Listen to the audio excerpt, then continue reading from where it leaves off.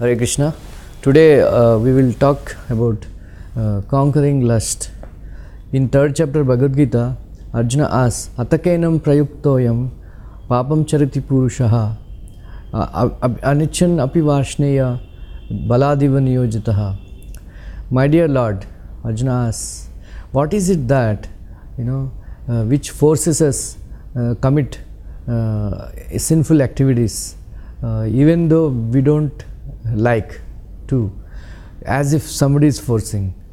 Then Shri Krishna replies that kamayesha krodesha rajoguna samudbhavaha mahashano mahapapma vidyena iha vairinam. So Krishna declares, it is lust only, my dear Arjuna. Kamayesha krodesha rajoguna samudbhavaha. It is the product of rajogun or mode of passion. Mahashano mahapapma vidyena iha vairinam. It is all devouring and the greatest enemy for a man. So we think that so and so is my enemy, so and so is my enemy, but actually the enemy is resting in our own hearts. That is lust. Prabhupada used to say, Mr. Lust. So what is this lust? So why do we have lust in our heart? And then why the lust is so strong in our hearts? So even if we want to give up the lust, we are unable to give up the lust. Why it is like that? So the reason is, actually Krishna says in Bhagavad Gita 15th chapter, Mamai Vamsho Jiva Loke Jiva Bhuta Sanatana. Means we are all minute parts and parcels of Krishna, Lord Krishna, who is the supreme enjoyer, and we are all his parts and parcels. Then Krishna says in another verse that Bhumi Rapo Analo Vayu Kamano Buddhirevacha Ahankara Mitiyame Binna Prakriti Ashtada. So these earth, water, fire, air, ether, mind, intelligence and false ego, these are my material elements, which is my separated energy, that is Bahiranga Shakti. Then Apareyam Itastvanyam Prakritim Viddhime Param Jivabhutam Mahabaho Yayedam Dharish Jagat. Then Krishna says there is one more superior energy that is more superior to this material energy, that Bahiranga Shakti, that is my internal energy. That is part of my internal energy is actually living entities, the living entities, the souls. So actually we belong to Krishna, and then we are parts and parcels of Krishna. So just like a part and parcel contains some properties of the whole. So whatever qualities that Krishna has, we also have in minute quantity. And being a part and parcel of Krishna, we have so much love for Krishna. So because that is our constitutional position, loving Krishna. So that is our constitutional position. But because of certain reasons, we fell into this ocean of material existence because we wanted to enjoy separately from Krishna. And because of that, that love for Krishna has turned into lust.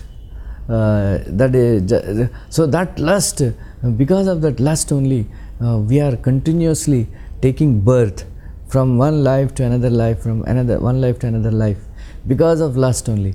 And then we cannot seem to give it up because it is so strong. So why it is so strong? Because we have so much love for Krishna. So that love only has transformed into lust. So it is not very easy to give up that lust, because that is actually in original position, it is love. So what is many people, they say I love, one boy tells to another girl, I love you so much, I love you so much, and the girl says, I love you so much. But actually in fact that is not love. We should say I lust you, it's not I love you. Because as soon as there is some problem, because the boy is not able to satisfy the girl's desires, or the girl is not able to satisfy the man's desires, then there is a divorce, separation, and they hate each other. So we wonder where they used to love each other so much, where has the love gone? But actually there is no love only. The love is only lust, that is perverted form of love. But actually there is only one, actually love exists only between Krishna and his devotees. We can only love Krishna because Krishna loves all of us. So whenever we say we love somebody else, but actually it is only lust. It is only lust. So we are all battling with this lust. That's why Krishna says in Bhagavad Gita, everybody has different forms of lust, different stages of lust. So avritam jnanametena jnanina nitya vairina kama rupena kaunteya dushpurena analena cha. So Krishna says, everybody, this knowledge of in our heart is covered by avritam jnanametena, jnanina nitya vairina. So this knowledge is covered by this lust, and it is our eternal enemy, nitya vairina. Kama rupena kaunteya. So this, in the form of lust, it burns our hearts. Dushpurena analena cha. So just like if you keep putting ghee in the fire, and the fire keeps burning more and more, so the fire of lust cannot be extinguished by no easy means. Very, very difficult, because the more you try to satisfy the lust, the more it increases. The more it increases. So that's why Krishna says that in the beginning only, tasmatvam indriyani ado niyamya bharatarshaba, papmanam prajahiyenam, jnana vijnana nashanam. So Krishna is saying, in the beginning itself one must conquer lust, because otherwise it jnana vijnana nashanam, it destroys both knowledge, jnana and vijnana. So one has to be very, very careful in dealing with lust. So in 11th canto Bhagavatam also it is mentioned that a bumblebee is very fond of the nectar, the honey that is emanated from the lotus flower. So when the sun rises in the morning, the lotus flower blooms, and at that time the bumblebee is being attracted by the smell of the bumblebee, the honey in the lotus flower gets attracted, enters the lotus, and then starts drinking the honey, and then it goes on and goes on, and then when it is in the evening, the lotus closes, because when the sun sets, lotus closes, and then it gets trapped. So sometimes in the evening time, these elephants come and they raid the gardens and all. So sometimes they crush all these plants and all, and they may die. But it is said that the bumblebee can pierce even the wood. So can he not pierce the soft petals of the lotus? The question arises. It can, but it won't, because it was so attracted to the taste, honey, smell of the honey that is emanating, and it gets died. So like this, there are 5 senses in our body.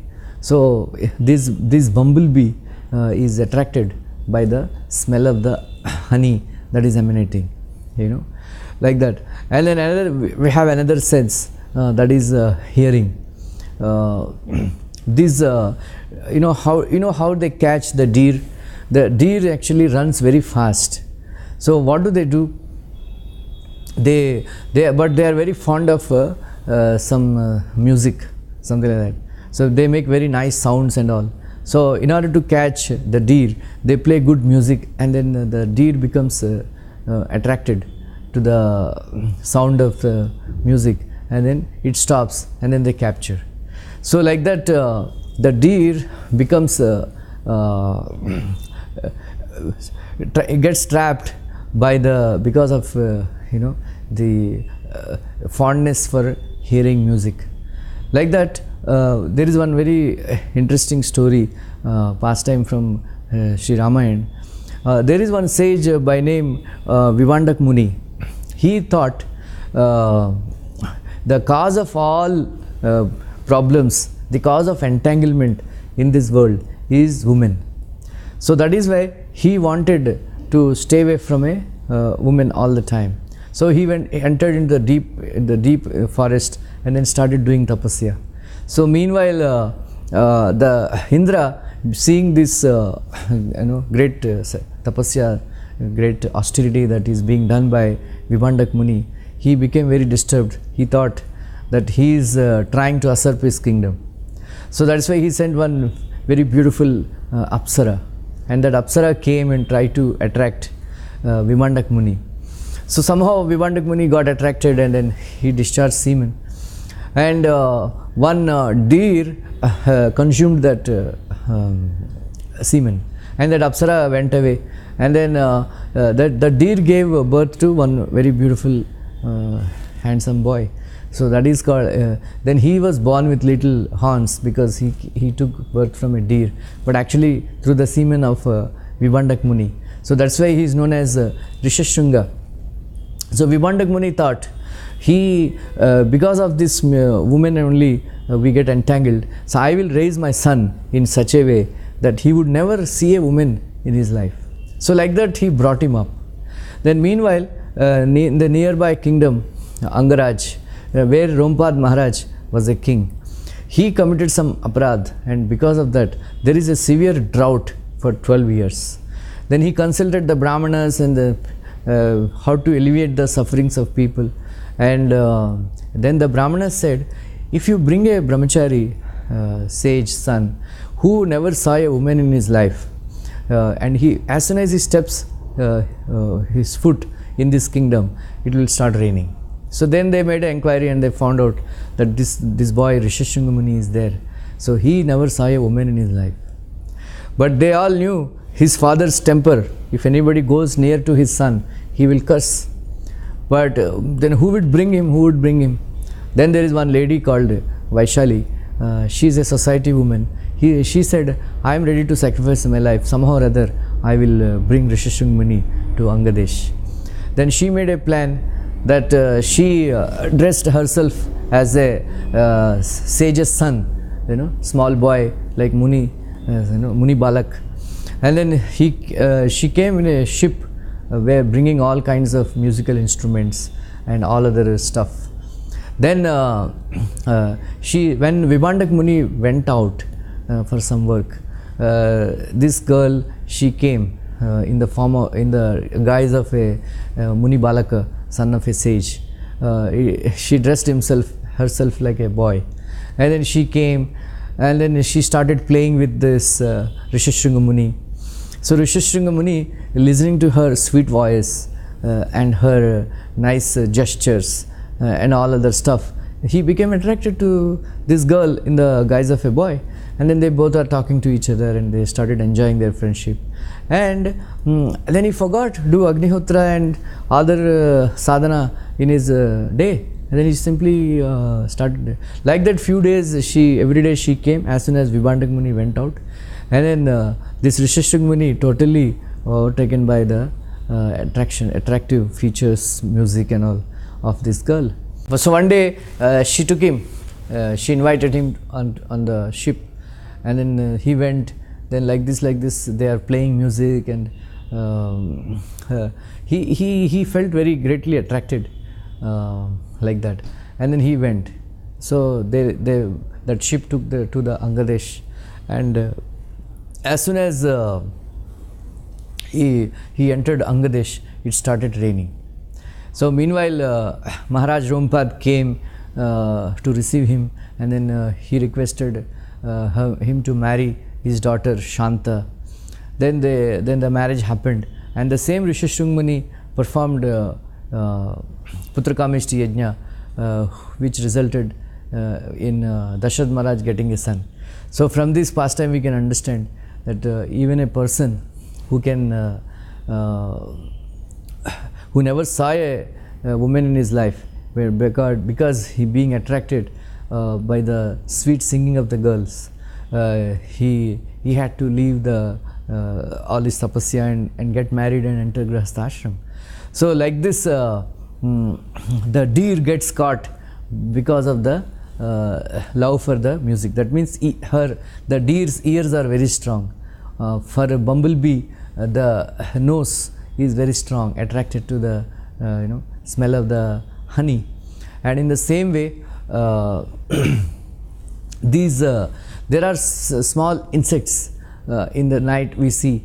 They are actually attracted to the light of the fire. That's why they are called fireflies, because the fire looks so beautiful for them.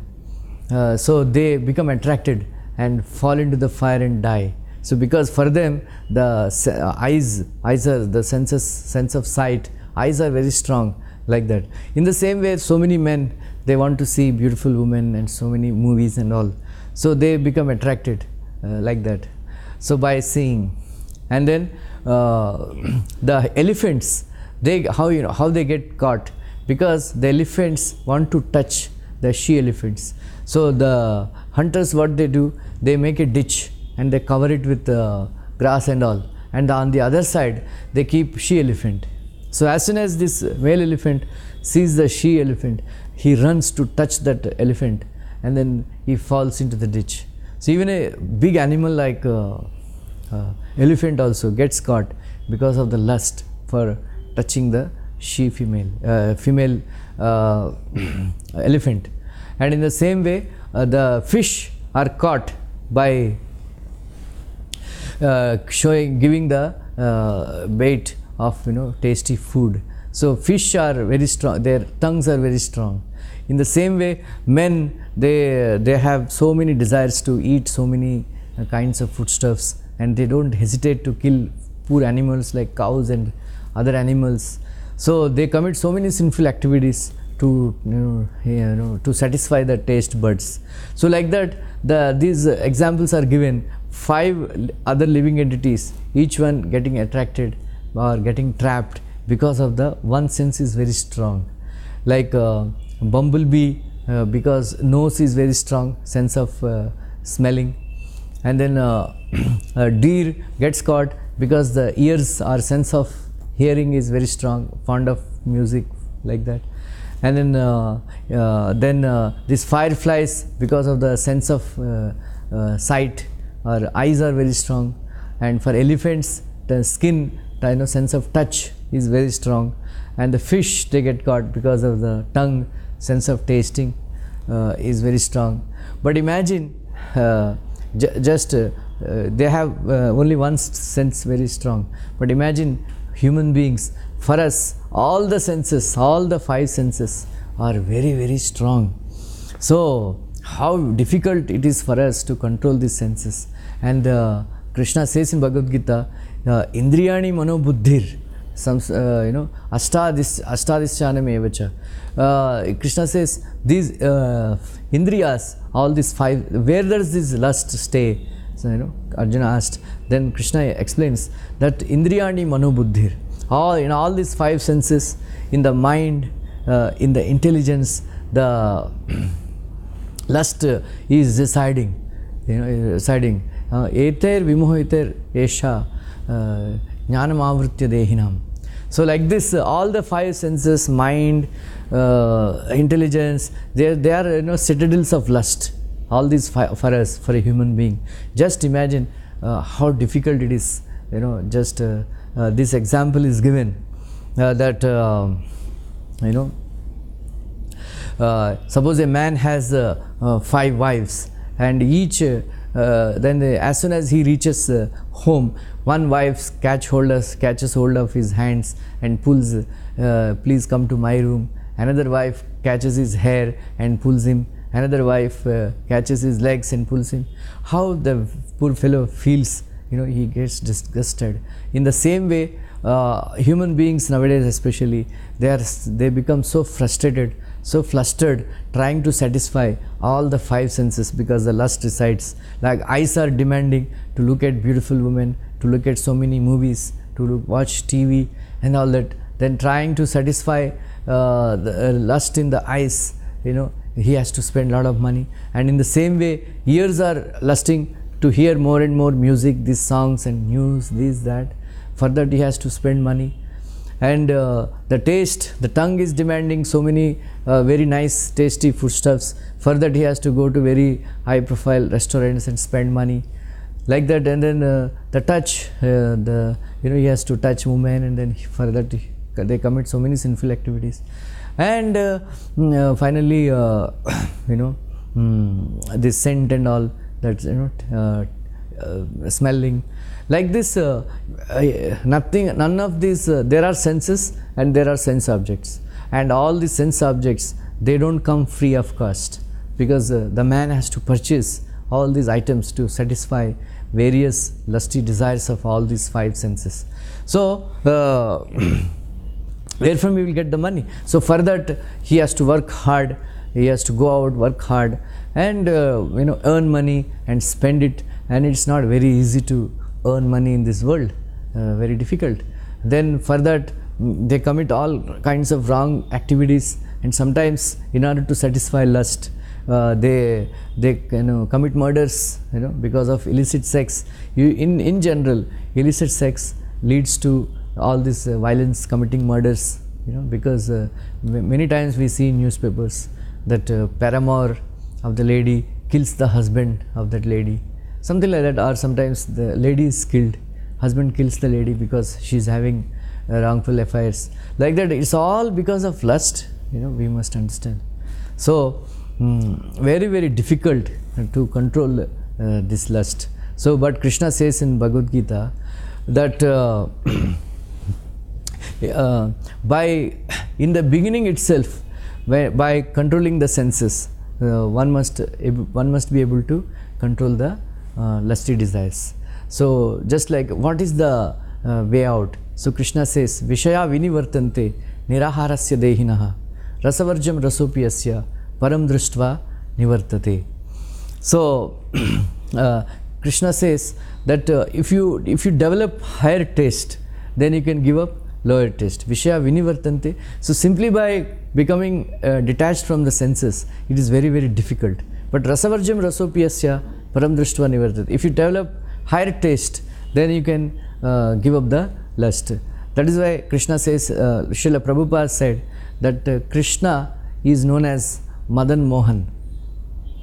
Madan Mohan means Madan means Cupid, Cupid. So Cupid actually is the one. He is carrying 5 arrows in his hand, and as soon as a woman comes in front of us, and he releases one by one arrow, and then because of these 5 arrows released by Cupid, we become attracted to some woman.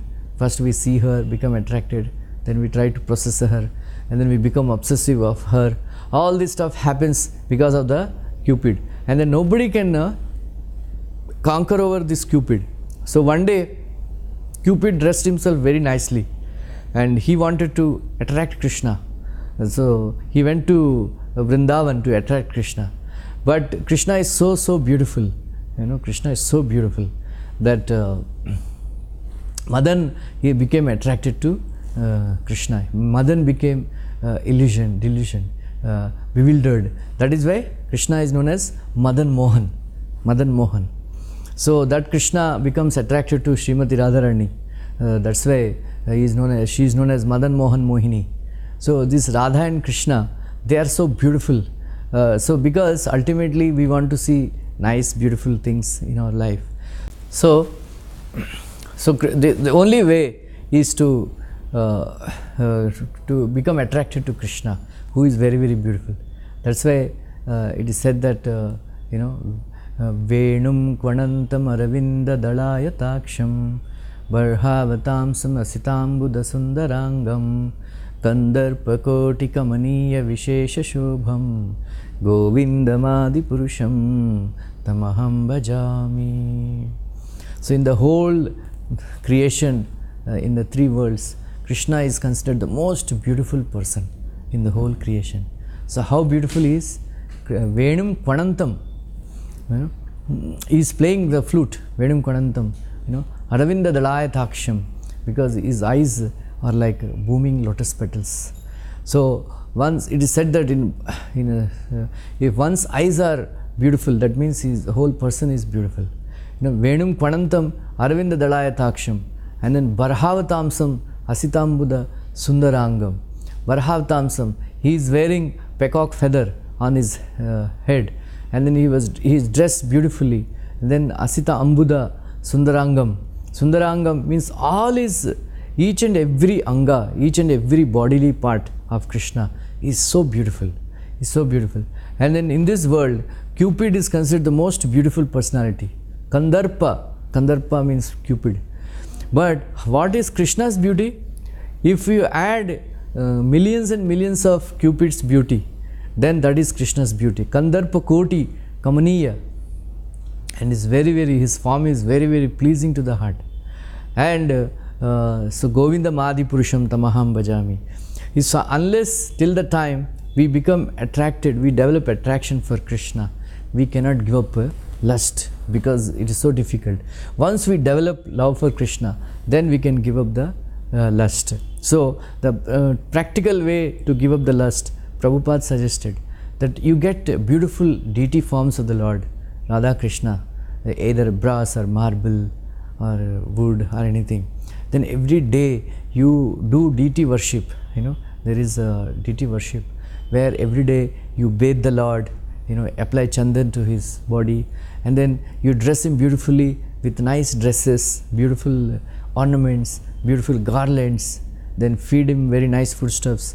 Prabhupada said, by doing this every day, you become attracted to the beautiful form of Lord Krishna, who descended to take service from us. So these deities are not some wood or stone or something.